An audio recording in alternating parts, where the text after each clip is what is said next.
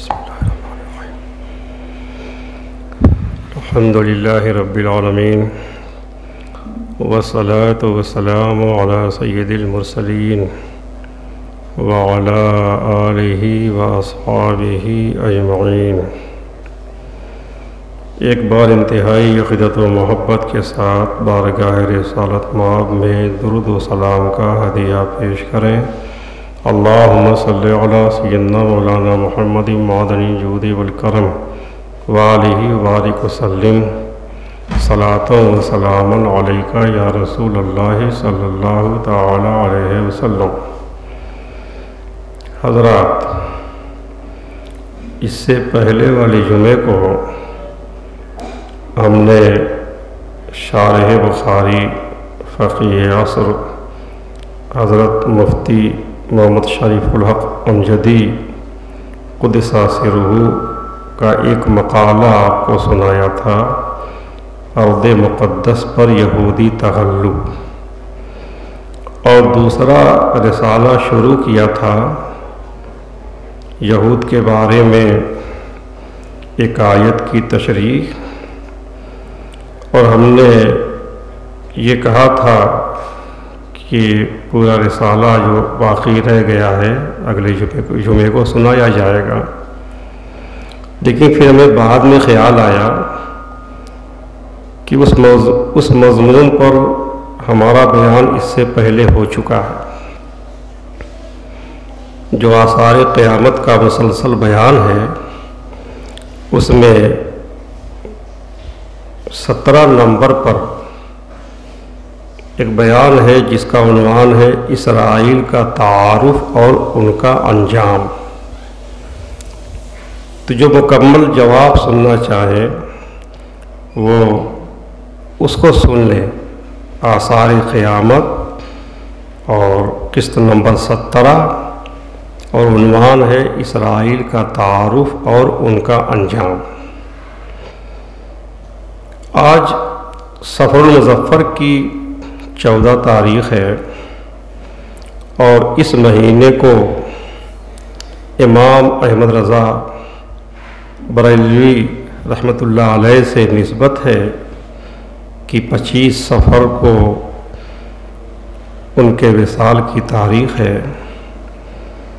اس لیے آج ہم اعلیٰ حضرت امام احمد رضا بریلوی قدس سرہ کے ملفوظات سے چند ایمان افروز باتیں آپ کو سناتے ہیں۔ پہلی بات، ایک جواب آپ کا ہم سناتے ہیں جو ملفوظات حصہ اول صفحہ 73 میں ہے، جس میں علماء کا ادب و احترام بتایا ہے، اور جس سے علم دین سیکھنا ہو، کچھ حاصل کرنا ہو، اس کا کیا ادب ہوتا ہے، کیا احترام ہوتا ہے، یہ باتیں اس میں بتائی ہیں، ہمیں اس سے سبق ملتا ہے۔ ملفوظات کے مؤلف کہتے ہیں کہ ایک روز حضرت مولانا شاہ سید احمد اشرف صاحب کشوشوی تشریف لائے ہوئے تھے۔ یہ حضرت سید احمد اشرف صاحب رحمۃ اللہ علیہ، یہ حضرت اشرفی میاں رحمۃ اللہ علیہ کے صاحبزادے ہیں۔ تو وہ تشریف لائے ہوئے تھے بریلی میں۔ رخصت کے وقت انہوں نے عرض کیا کہ مولوی سید محمد صاحب اشرفی، اپنے بھانجے کو میں چاہتا ہوں کہ حضور کی خدمت میں حاضر کر دوں، حضور جو مناسب خیال فرمائیں ان سے کام لیں۔ ان کی مراد سید محمد اشرفی سے حضور محدث اعظم ہند رحمۃ اللہ علیہ ہیں۔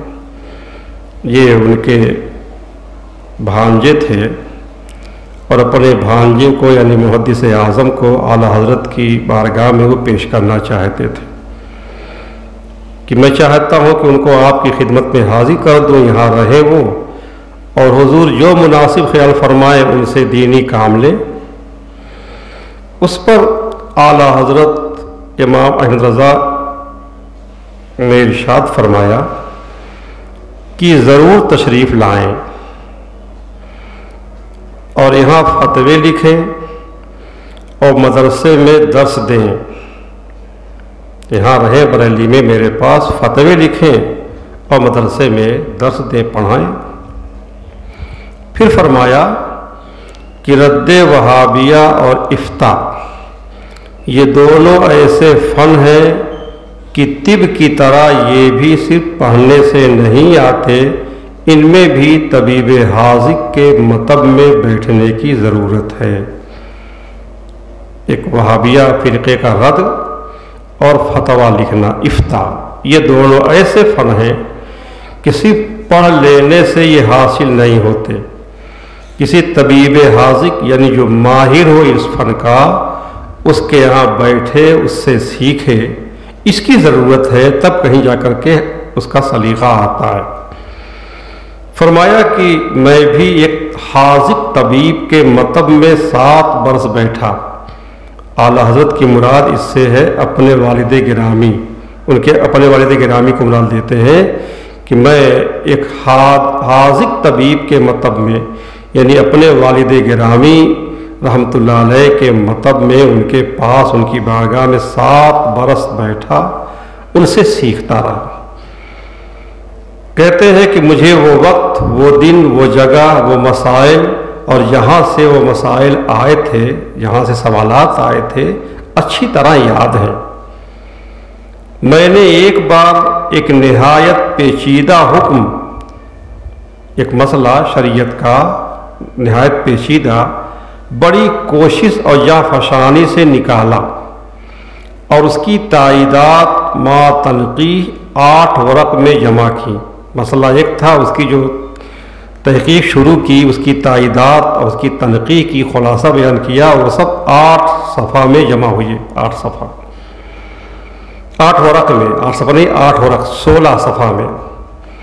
کہتے اتنی محنت سے میں نے لکھا تھا، مگر جب حضرت والد ماجد قدس سرہ کے حضور میں پیش کیا کہ حضور ذرا سا میرا جواب دیکھ لیں میں نے کیسا لکھا ہے، تو انہوں نے ایک جملہ ایسا فرمایا کہ اس سے یہ سب ورق رد ہو گئے، سب ورق رد ہو گئے۔ کہتے ہیں وہی جملے اب تک دل میں پڑے ہوئے ہیں اور قلب میں یعنی دل میں اب تک ان کا اثر باقی ہے۔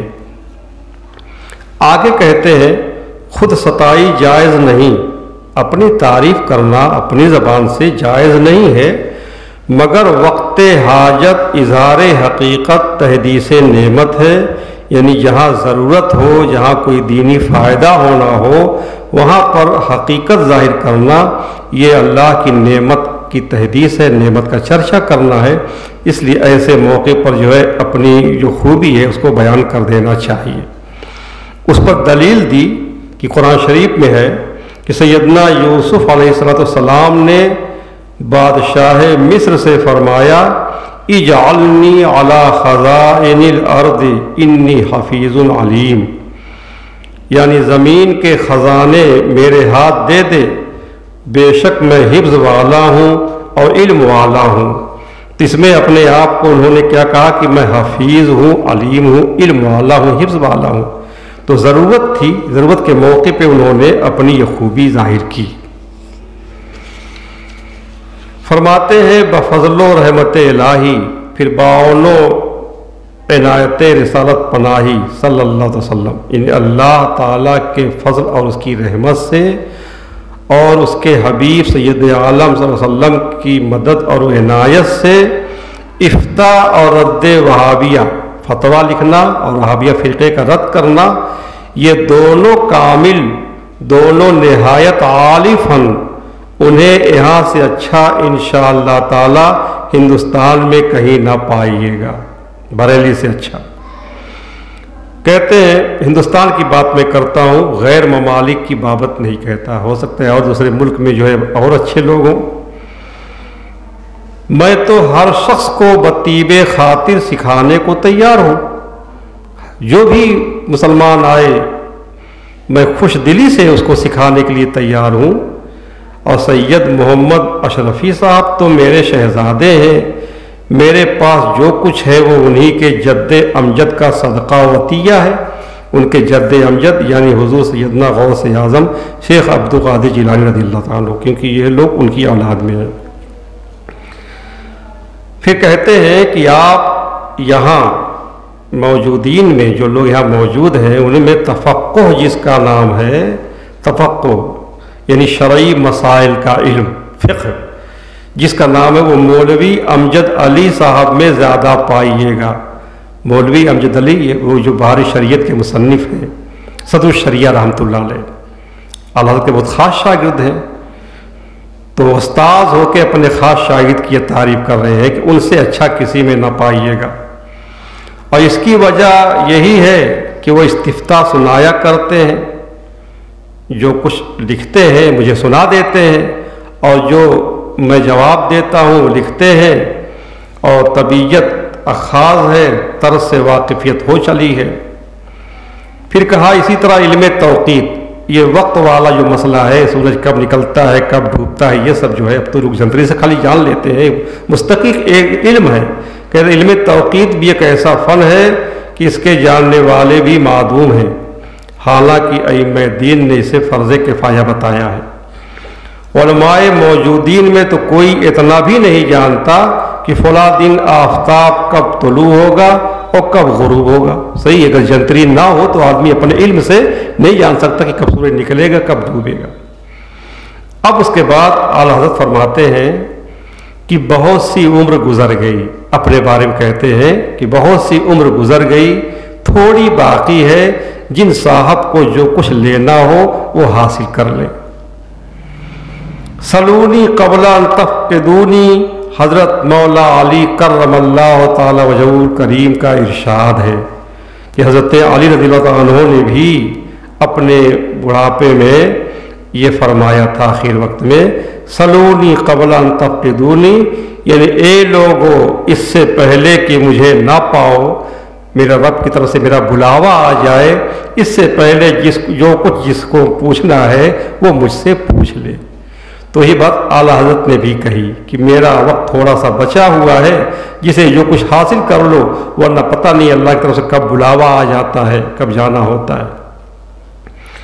اور شیخ سعدی علیہ رحمہ کا قول بالکل صحیح ہے، قدر نعمت پس از زوال بود، یعنی نعمت کی قدر کب ہوتی ہے؟ جب وہ نعمت ختم ہو جاتی ہے تب آدمی کو نعمت کی قدر سمجھ میں آتی ہے۔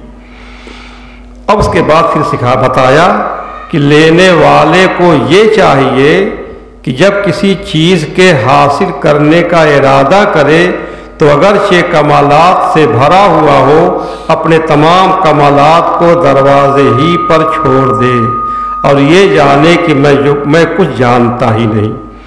چونکہ وہ سید تھے، عالی رسول تھے، محدث اعظم جن کو پڑھانا تھا، تو اس لیے اس اشارے سے سمجھا دیا کہ جو کچھ حاصل کرنا چاہے، پڑھنا چاہے، تو اپنے آپ کو کچھ نہ سمجھے، اپنے تمام کمالات کو دروازے ہی پر چھوڑے، اور یہ جانے کہ میں کچھ جانتا ہی نہیں۔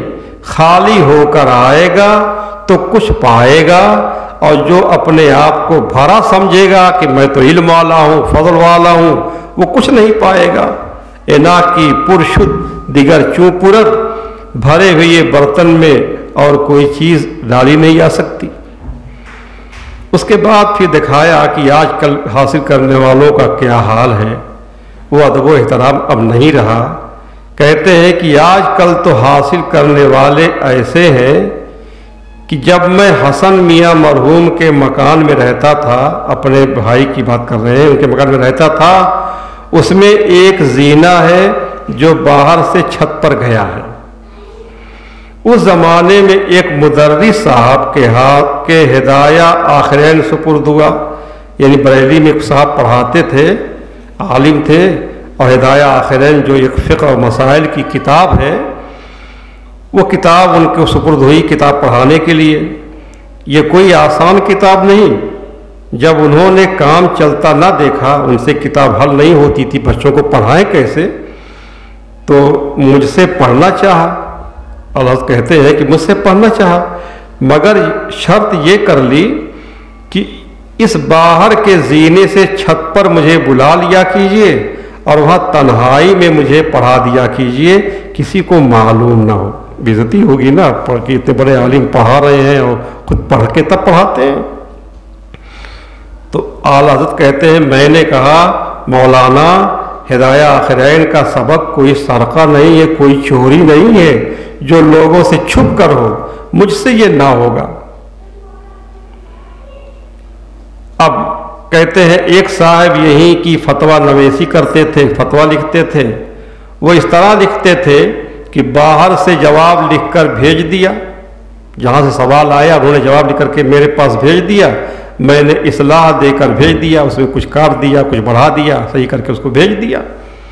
ایک روز ان سے کہا گیا کہ مولانا یوں جواب تو ٹھیک ہو جائے گا، آپ نے جو سوال کا جواب دیا تو ٹھیک ہو جائے گا، مگر آپ کو یہ نہ معلوم ہوگا کہ آپ کی لکھی ہوئی عبارت کیوں کاٹی گئی اور دوسری عبارتیں کس مصلحت سے بڑھائی گئیں، آپ کو یہ خبر نہیں ہوگی، آپ کو اپنی غلطی کا احساس نہیں ہو پائے گا۔ تو مناسب یہ ہے کہ آپ نماز عصر کے بعد اپنے لکھے ہوئے فتووں پر اصلاح لے لیا کریں، یعنی آ جایا کریں ان کے اعلیٰ حضرت کے پاس اور اپنے فتوے سنا دیا کریں۔ اعلیٰ حضرت خود جب زبان سے فرمائیں گے کہ دیکھو اس میں یہ کمی ہے، یہ کمی ہے، اس طرح سے پوری اصلاح ہو جائے گی۔ تب انہوں نے کیا جواب دیا؟ انہوں نے کہا کہ اس وقت یعنی عصر کے بعد آپ کے پاس بہت سے لوگ جمع ہوتے ہیں، اب اس مجمع میں آپ فرمائیں گے کہ تم نے یہ غلط لکھا، وہ غلط لکھا، تو مجھے اس میں ندامت ہوگی، شرمندگی ہوگی۔ اس بندے خدا کے نام افریقہ اور امریکہ تک سے استفتاء آتے تھے، سوالات آتے تھے۔ اس کی وجہ یہ ہے کہ یہاں سے ان کے نام سے جواب جاتا تو لوگ انہی کے نام فتوے استفتاء بھیجتے تھے۔ اس زمانے میں مکہ معظمہ کے ایک عالم جلیل حضرت مولانا سید حافظ اسماعیل حافظ کتب حرم رحمۃ اللہ علیہ فقیر کے ہاں تشریف لائے ہوئے تھے۔ اعلیٰ حضرت کہتے ہیں اپنے آپ کو فقیر کہتے ہی تھے کہ فقیر کے ہاں تشریف لائے ہوئے تھے مکہ مکرمہ سے، مکہ معظمہ سے صرف فقیر کی ملاقات کے لیے کرم فرمایا تھا، وہ آئے تھے صرف ملنے کے لیے۔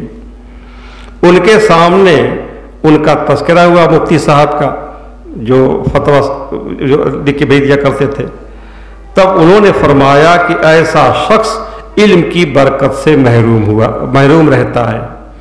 یہی ہوا کہ وہ صاحب چھوڑ کر بیٹھ رہے اور اب BA پاس کرنے کی فکر میں ہیں۔ اس کے بعد فرمایا کہ حضرت عبداللہ بن عباس رضی اللہ تعالیٰ عنہما فرماتے ہیں یہ ہمارے حضور کے چچا زاد بھائی ہیں، حضرت عباس ہمارے حضور کے چچا تھے، ان کے صاحبزادے عبداللہ بن عباس ہیں، صحابی رسول ہیں۔ وہ فرماتے ہیں کہ جب میں علم حاصل کرنے کی غرض سے حضرت زید بن ثابت رضی اللہ تعالیٰ عنہ کے در دولت پر جاتا، حضرت زید بن ثابت رضی اللہ تعالیٰ عنہ بھی صحابی رسول ہیں، یہ بڑے صحابی ہیں، تو ان سے علم حاصل کرنے کے لیے وہ ان کے ہاں برابر جاتے تھے، حضرت عبداللہ بن عباس۔ تو اب زید بن ثابت استاد ہوئے اور عبداللہ بن عباس ان کے شاگرد ہوئے۔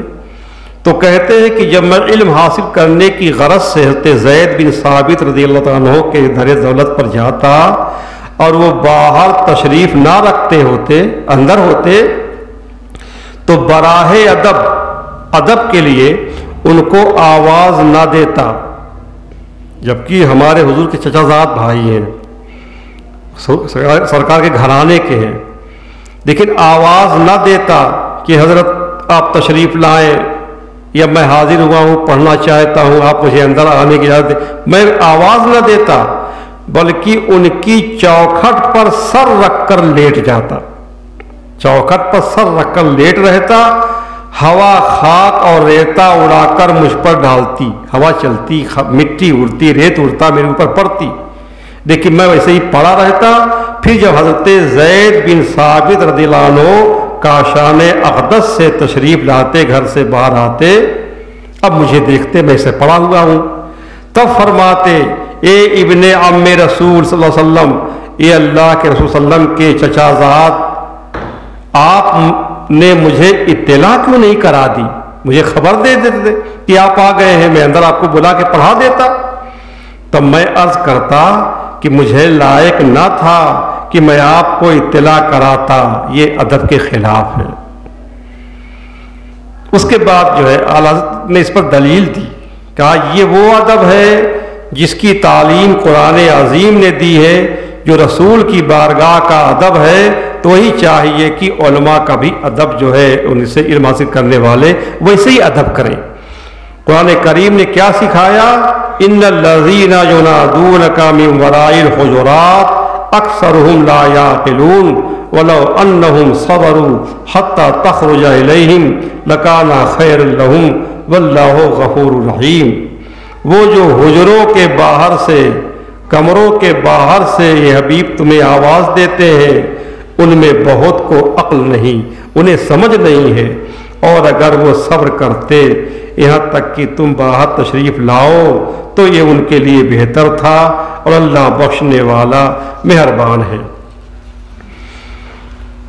اور فرمایا کہ ایک مرتبہ حضرت زید بن ثابت رضی اللہ تعالیٰ عنہ گھوڑے پر سوار ہیں کہ حضرت عبداللہ بن عباس رضی اللہ عنہما نے رکاب تھامی۔ وہ گھوڑے پر سوار ہیں، عبداللہ بن عباس نے ان کے گھوڑے کی لگام پکڑ لی کہ میں چلتا ہوں آپ کو لے کر کے۔ تو حضرت زید بن ثابت رضی اللہ عنہ نے فرمایا کہ یہ کیا؟ اے ابن عم رسول صلی اللہ علیہ وسلم، یہ حضور کے چچا زاد، آپ نے یہ کیا کیا ہے؟ آپ رکاب تھامے ہوئے ہیں۔ تو انہوں نے کہا کہ ہمیں یہی تعلیم دی گئی ہے کہ علماء کے ساتھ ایسا ادب کریں۔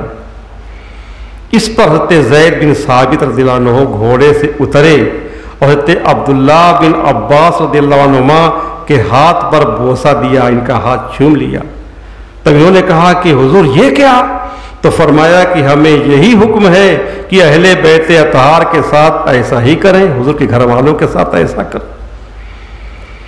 اس کے بعد فرمایا اعلیٰ حضرت نے کہ ہارون رشید جیسے جبار بادشاہ نے، بہت جبار اور زبردست بادشاہ گزرا ہے نا ہارون رشید، اور وہ بھی حضرت عباس کی اولاد میں، حضور کی چچا حضرت عباس کی اولاد بنی عباس میں سے یہ بادشاہ گزرا ہے۔ تو یہ ہارون رشید جیسے جبار بادشاہ نے مامون رشید کی تعلیم کے لیے حضرت امام کسائی سے عرض کیا۔ ہارون رشید کا شہزادہ ہے مامون رشید، تو اس کی تعلیم کے لیے حضرت امام کسائی سے عرض کیا کہ حضرت آپ میرے شہزادے مامون رشید کو پڑھا دیا کریں۔ اور امام کسائی یہ امام محمد رحمۃ اللہ علیہ کے خالہ زاد بھائی ہیں، اور اجل علماء اور قرۂ سبا میں سے ہیں، یعنی بڑے علماء میں سے ہیں، اور جو قرآن شریف کے ساتھ بڑے قاری ہیں یہ ان میں سے ہیں۔ تو ان سے انہوں نے عرض کیا ہارون رشید نے کہ میرے شہزادے مامون رشید کو آپ پڑھا دیا کریں۔ تو امام کسائی نے عرض کیا کہ ٹھیک ہے پڑھا دیا کروں گا، لیکن میں یہاں پڑھانے نہ آؤں گا، آپ کے گھر دربار میں میں پڑھانے نہ آؤں گا، شہزادہ میرے ہی مکان پر آ جایا کرے، بھئی جس کو لینا ہے وہ آئے، میں کیوں آؤں؟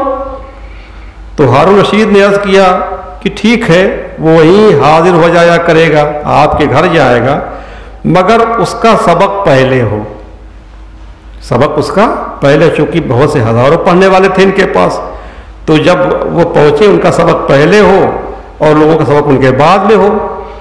تو امام کسائی نے فرمایا کہ یہ بھی نہ ہوگا، شہزادہ ہے اس لیے پہلے سبق ہو، یہ نہیں ہوگا، بلکہ جو پہلے آئے گا اس کا سبق پہلے ہوگا، جو بعد میں آئے گا بعد میں اس کا سبق ہوگا۔ ہارون رشید راضی ہو گیا، کچھ نہیں کہا، آپ ٹھیک ہے۔ غرض مامون رشید نے پڑھنا شروع کیا، روزانہ وہ شہزادہ آتا امام کسائی کے ہاں پڑھتا۔ اتفاقاً ایک روز ہارون رشید کا گزر ہوا، ہارون رشید جو ہے سواری یعنی گھوڑے پہ سوار ہو کر کے گزر رہا تھا، راستے میں امام کسائی کا مکان پڑ رہا تھا، اور ان کے یہاں درگاہ تو لگی رہتی تھی، لڑکے پڑھتے تھے، یہ شہزادہ بھی پڑھنے کے لیے گیا ہوا تھا۔ اب ہارون رشید کا گزر ہوا تو ہارون رشید نے دیکھا، گھوڑے پہ سوار ہے، دیکھا کہ امام کسائی اپنے پاؤں دھو رہے ہیں، امام کسائی اپنے پاؤں دھو رہے ہیں اور مامون رشید پانی ڈالتا ہے، شہزادہ ہے نا، وہ پانی گراتا ہے اور امام کسائی اپنے پیر دھلتے ہیں۔ بادشاہ غضبناک ہوا، تو لوگوں نے تو یہ سمجھا کہ چونکہ شہزادے سے یہ کام لے رہے ہیں ہے نا، اس لیے بادشاہ کو غصہ آیا۔ لیکن حیرت کی بات ہے کہ بادشاہ جب غصے میں ہوا وہ سواری سے اترا اور مامون رشید کے کوڑے مارا، اپنے شہزادے مامون رشید کو کوڑے مارا اور کہا وہ بھی ادب، خدا نے 2 ہاتھ کس لیے دیے ہیں، ایک ہاتھ سے پانی ڈال اور دوسرے ہاتھ سے ان کا پاؤں دھو۔ وہ اپنے ہاتھ سے اپنا پاؤں دھو رہے ہیں، یہ ادب کے خلاف ہے۔ تو ایک ہاتھ سے پانی گرا اور دوسرے ہاتھ سے ان کا پاؤں دھو، ان کو اپنا ہاتھ نہ لگانا پڑے، یہ ادب ہے۔ ایک مرتبہ ہارون رشید نے ابو معاویہ خضیر کی دعوت کی، وہ آنکھوں سے معذور تھے، بڑے عالم تھے لیکن ان کی آنکھوں کی بینائی بہت کمزور ہو گئی تھی۔ اب دعوت کی، کھانا کھانے کے لیے بیٹھے تو جب آفتابہ اور چلپچی ہاتھ دھونے کے لیے لائی گئی، آفتابہ مانے لوٹا اور چلپچی جس میں ہاتھ دھلاتے ہیں، تو جب لائی گئی تو چلپچی خدمتگار کو دی، ہارون رشید بادشاہ نے جو ہے چلپچی جو ہے خدمتگار کو دی، اور آفتابہ خود لے کر، لوٹا خود اپنے ہاتھ میں لے کر ان کے ہاتھ دھلائے، اس عالم کے خود ہاتھ دھلائے، اور ہاتھ دھلانے کے بعد کہا کہ آپ نے جانا کون آپ کے ہاتھوں پر پانی ڈال رہا ہے؟ کہا نہیں، چونکہ آنکھ کمزور تھی، تو کہا میں ہارون ہوں، ہارون رشید میں ہوں۔ تب اس پر اس عالم نے کہا کہ جیسی آپ نے علم کی عزت کی ایسی اللہ تعالیٰ آپ کی عزت کرے۔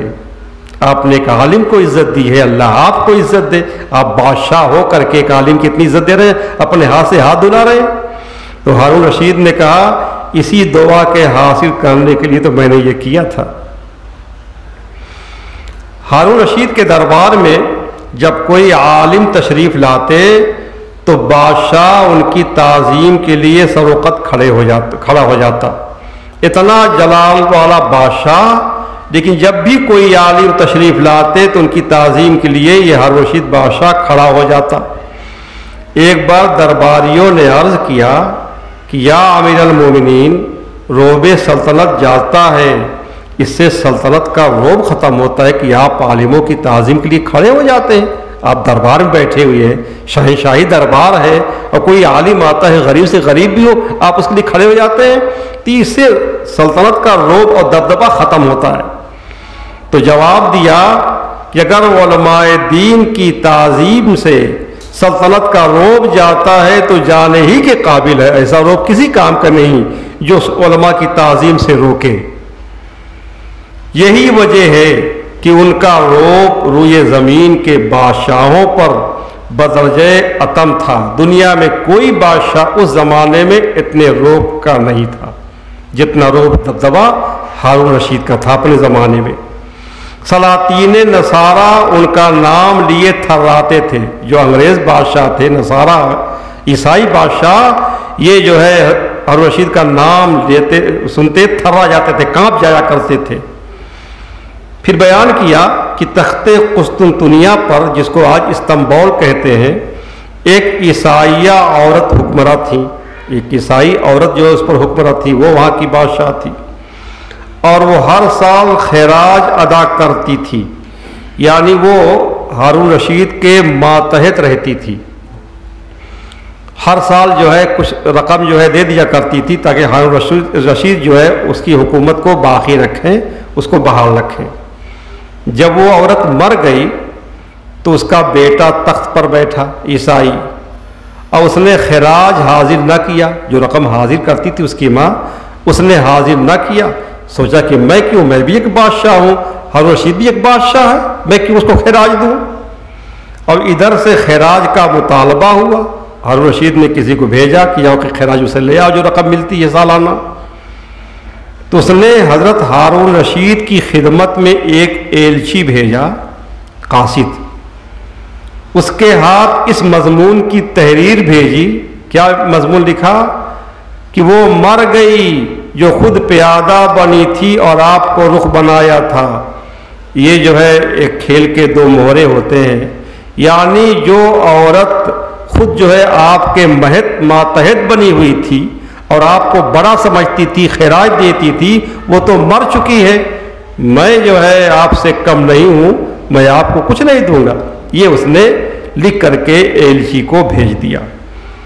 اب یہ تحریر لے کر ایلچی جب حاضر دربار ہوا، ہارون رشید کے دربار میں جب حاضر ہوا، تو وزیر کو حکم ہوا کہ سناؤ کہ اس عیسائی بادشاہ نے استنبول سے کیا بھیجا ہے۔ وزیر نے جب وہ خط پڑھا تو اسے دیکھ کر اس نے عرض کی کہ حضور مجھ میں تاب نہیں جو اس نے لکھا ہے، مجھے اس کو سنانے کی تاب نہیں ہے، میں نہیں پڑھ کے سنا سکتا، اس نے بہت بڑی بے ادبی کی ہے۔ تو فرمایا اللہ مجھے دے، میں خود پڑھتا ہوں۔ اب اس تحریر کو پڑھا، اب تحریر میں یہی نہ لکھا تھا کہ جو دیتی تھی خراج تو مر گئی، میں تو آپ سے کم نہیں ہوں، میں خراج کیوں دوں؟